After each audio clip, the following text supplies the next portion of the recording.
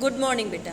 आज हम हमारा पाठ 2 मेरे संग की औरतें पूरा करेंगे। हम इस पाठ को पढ़ चुके हैं और हमने इसमें लेखिका मृदुला गर्ग के द्वारा अपने आसपास की महिलाओं का जो परिचय दिया था उनको समझा है।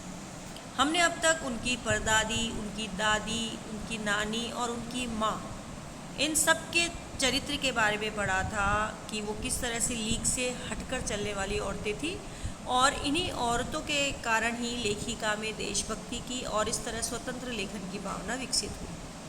हमने उनकी बहनों के बारे में भी पढ़ा कि किस तरह उनकी 2 बहनें और 1 भाई लेखन के क्षेत्र में आया, बाकी 2 बहनें लेखन के क्षेत्र से अलग रहीं और किस तरह से वो परंपराओं से हटकर चलती थी और अपने अपने क्षेत्र में एक स्पेशल अस्तित्व रखती थी। आज हम हमारे पाठ को इससे आगे की ओर बढ़ेंगे और जानेंगे लेखिका के बारे में कि लेखिका ने अपने जीवन में क्या विशेष कार्य किए और किस तरह से उन्होंने अपने जीवन में एक विशिष्ट मुकाम पाया।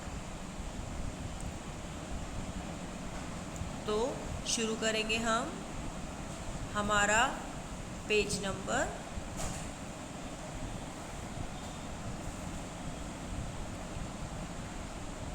24। एक बात हम में एक सी रही, घर बार को परंपरागत तरीके से हमने भले ही न चलाया हो, उसे तोड़ा भी नहीं। शादी एक बार की और उसे कायम रखा, चाहे तलाक के कगार पर खड़ी हो, पर कगार तोड़ डूबी नहीं। शायद इसलिए कि जैसा मैंने अपने पहले उपन्यास में लिख डाला था, हम सभी विश्वास करती रही होंगी कि मर्द बदलने से कोई प्रयोजन सिद्ध नहीं होता। घर के भीतर रहते हुए भी अपनी मर्जी से जी लो तो काफ़ी। शादी के बाद मैं बिहार के ऐसे छोटे कस्बे डालमिया नगर में रही, जहाँ मर्द औरतें चाहे पति पत्नी क्यों न हो, पिक्चर देखने भी जाते तो अलग अलग दड़बों में बैठते। एक तरह का वो भेदभाव वाली स्थिति थी कि स्त्रियों और औरत मर्दों को बिल्कुल अलग समझा जाता था, पुरुष और स्त्री को।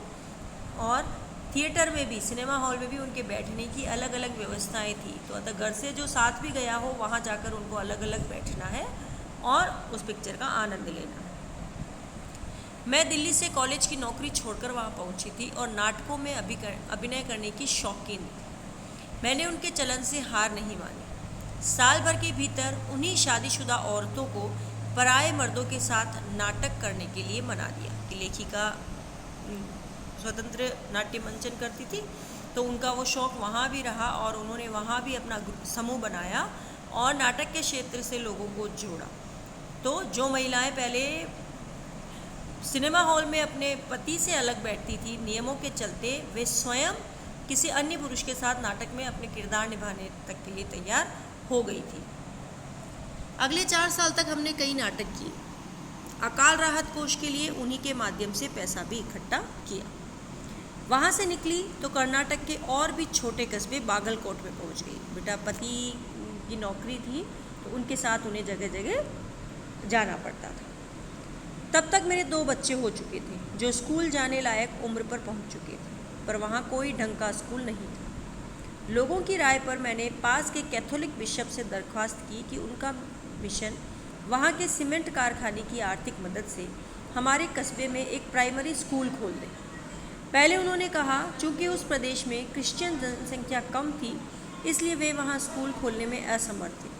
मैंने गैर क्रिश्चियन बच्चों को शिक्षा पाने के लायक सिद्ध करते हुए अपना असरार जारी रखा कि उन्होंने वहाँ का जो कैथोलिक चर्च था बेटा, उसके बिशप से रिक्वेस्ट किया कि यहाँ पर अच्छा स्कूल नहीं है तो बच्चों के पढ़ने के लिए स्कूल खोल दिया जाए। तो उन्होंने कहा यहाँ क्रिश्चियन बच्चे इतने नहीं हैं कि कैथोलिक स्कूल खोला जाए। तो उन्होंने कहा कि गैर क्रिश्चियन को एडमिशन दिया जा सकता है, ज़रूरी नहीं है कि सिर्फ क्रिश्चियन बच्चों के लिए स्कूल खोला जाए। तब उन्होंने कहा हम कोशिश कर सकते हैं, बशर्ते आप हमें यकीन दिलाएं कि वह स्कूल अगले 100 वर्षों तक चलेगा।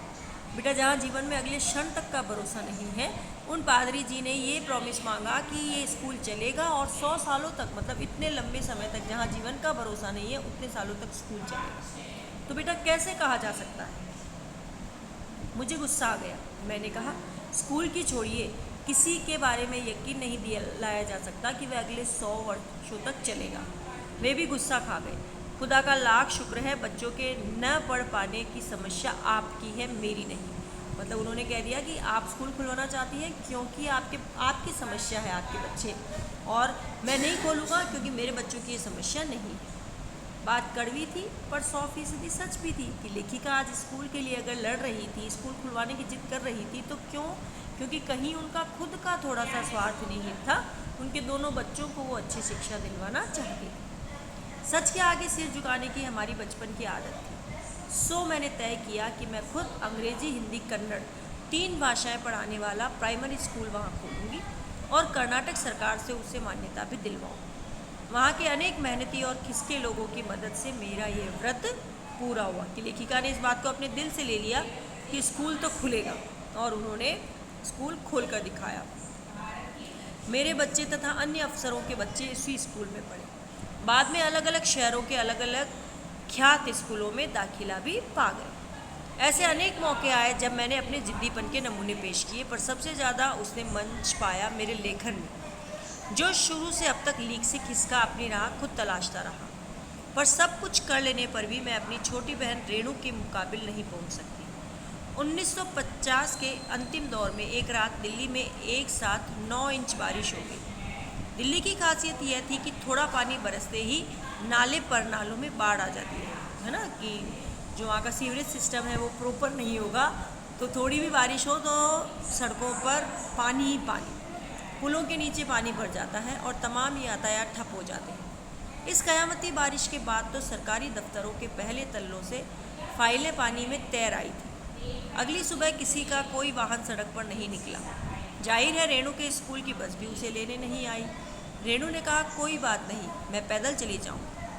सबने उसे समझाया स्कूल बंद होगा, कि इतनी बारिश है, सड़कों पर इतना पानी भरा है, कोई गाड़ी नहीं चल रही है, तो स्कूल बंद होगा, मत जाओ। उसने कहा, आपको कैसे पता?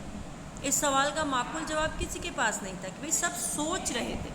स्कूल की तरफ से कोई नोटिस नहीं था, कोई इन्फॉर्मेशन नहीं है, बस सब सोच रहे थे कि क्योंकि बारिश तेज़ हुई स्कूल बंद होगा। हमारे यहाँ फ़ोन ज़रूर लगा था, स्कूल में भी रहा होगा, पर बारिश के चलते ठप पड़ा हुआ था। ठप मतलब खराब। तो रेणु अकेली पैदल स्कूल चल दी। गनीमत यह थी कि बारिश एक मुश्त बरस लेने के बाद थम गई थी। एक मुश्त मतलब एक ही बार में सारी बारिश हो गई थी, तो सड़कों पे पानी था, बारिश हो नहीं रही थी। सड़कों पर पानी था पर बरस नहीं रहा था। तो रेणु 2 मील पैदल चलकर स्कूल पहुंची। जैसा हमने कहा था वह बंद था। चौकीदार रेणु को देखकर दंग रह गया, पर रेणु को कोई मलाल नहीं था। वह वापस 2 मील चलकर घर पहुंच गई। सबने कहा, हमने पहले ही कहा था स्कूल बंद था। उसने कहा, स्कूल बंद था तो मैं वापस आ गई। इससे आपका कहना कहाँ से आ गया कि भाई आपने कहा बंद था? उससे नहीं, मैं गई, मैंने देखा और बंद था, इसलिए मैं वापस आ गई। सोचती हूँ कैसे रोमांच का अनुभव हुआ होगा उसे उस दिन। जगह जगह पानी से लबलब करते सुनसान शहर में निचाट अकेले अपनी धुन में अपनी मंजिल की तरफ चलते चले जाना। सच अकेलेपन का मजा ही कुछ और। सही है बेटा, कि जैसे रेणु अपनी धुन की पक्की थी, हम लोगों को भी अपने जीवन में उसी धुन के साथ जीना चाहिए कि यदि अपने मंजिल को हमें पाना है तो हमें अपने साथ की, है ना, और सुविधाओं की परवाह नहीं करनी चाहिए।